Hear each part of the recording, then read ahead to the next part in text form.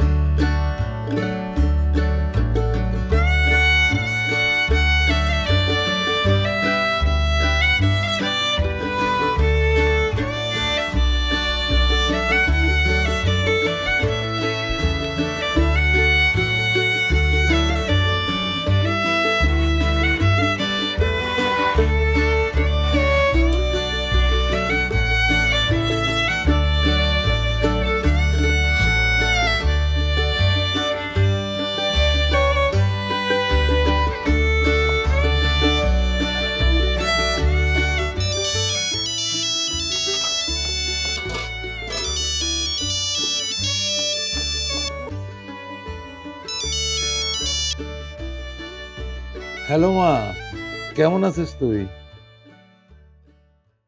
ভালো আছি বাবা, তুমি কেমন আছো? শরীর ভালো তো? আছি মা, ভালোই আছি। তা মা, তুই এত সকাল সকাল ফোন করলি যে? বাবা কি যে বলো, সকাল আমার ক্লাস আছে না, সকালেই তো উঠি। আর ওই যে তোমারে বলছিলাম না, আমার তো সামনের সপ্তাহ থেকে পরীক্ষা, আর পরীক্ষার আগে তো ফিটা দিতে হবে। সেমিস্টারের তো ফি দেওয়ার এই সপ্তাহে লাস্ট তারিখ। ও ঠিক আছে মা, আমি কালকের মধ্যেই টাকা পাঠিয়ে দিতেছি, তুই চিন্তা করিস না। আর মন দিয়া পড় তুই। তোর পরীক্ষার প্রস্তুতি কেমন? পরীক্ষার প্রস্তুতি ভালো বাবা, ওটা নিয়ে তুমি চিন্তা করো না। তুমি কি করো? রান্না করো? সারা সকাল কত কাজ কইরা আবার তুমি আইসা বাড়িতে একা একা রান্না করো, তোমার কত কষ্ট হয়। আমি থাকলে তো এত কষ্ট করা লাগতো না। আব্বা, আমার তো পরীক্ষা শেষ হইলে আমি বাড়িতে আসব, তখন কিন্তু আমি রান্না করবো আর আমরা দুইজন বইসা একসাথে খাবো আর গল্প করব, ঠিক আছে? তুমি কিন্তু প্রত্যেক বেলা আমার সাথে খাবা, কোনো দিকে যাবা না। আর আর শোনো না, আমি যে তোমাকে কইছিলাম না, আমার তো একটা যে পরীক্ষা হইলেই ব্যাংকে চাকরি হওয়ার কথা, সেটা যদি হয়ে যায় তাইলে তো তোমার আর এত কষ্ট থাকবো না, তোমার আমি কোনো কামই করতে দিব না। ধুর পাগলি, আমি তো ভালোই আছি, তুই আমার লাগে টেনশন করিস না, মনোযোগ দিয়ে পড়। হ্যাঁ, আর শোন, ওই তোর চাচার কাছে আমি টাকা দিছিলাম তোর লাগে একটা জামা বানায় দেয় না লেগে। বাবা, তুমি আমার জন্য এখন আবার জামা কেন বানাতে দিছো? আর পাঠাই তো কেন দিতে হবে? আমার জামার দরকার নাই। আর আমি তো কয়দিন পর বাড়িতে আইতেছি, তো তোমার তো পাঠানোর দরকার নেই, পাঠাইতে হবে না, ঝামেলা করো না তো। তুমি রাখো জামা, বাড়িতে রাখো। আরে ওই যে তুই পরীক্ষা দিতে যাবি, এই নতুন জামা গায়ে দিয়ে যাবি, এটা আমার শখ। হ্যাঁ, আচ্ছা ঠিক আছে, আমি নতুন জামা পরেই পরীক্ষা দিতে যাবো, ঠিক আছে? আর শোনো, আমি এখন যাই, আমার ওই ক্লাসে দেরি হয়ে যাবো, ঠিক আছে? আর তুমি আমার নিয়ে কোনো ধরনের দুশ্চিন্তা করবা না, রাতে আরাম করে ঘুমাবা, ঠিক আছে? আমি অনেক ভালো আছি আর সাবধানে চলতেছি, আমার খেয়াল আমি রাখতে পারি, তুমি দয়া করে তোমার খেয়াল রাখো। আবার রাখি। হ্যাঁ মা।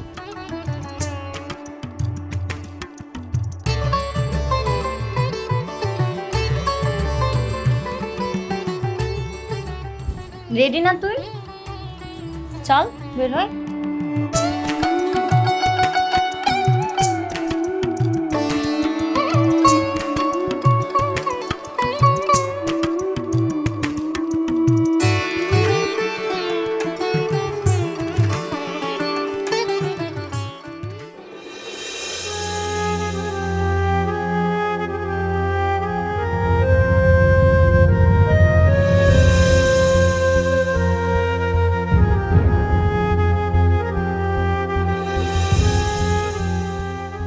কিরে তানিয়া, একা একা বসে আছিস? এমনি। আজকে আমরা বাইরে ঘুরতে যাওয়ার প্ল্যান করেছি, তুই যাবি? না, তোরা যা। চল, অনেক মজা হবে। আরে চল না। আমার কাজ আছে, পড়াতে যেতে হবে একটু পরে, আমি যাব না। আহা, মজা হবে, চল। কিরে, আর কতক্ষণ দাঁড়ায় থাকবো? আমরা গেলাম, তোরা থাক। আরে চল না। চল। আচ্ছা ঠিক আছে, তুই থাক, আমরা গেলাম।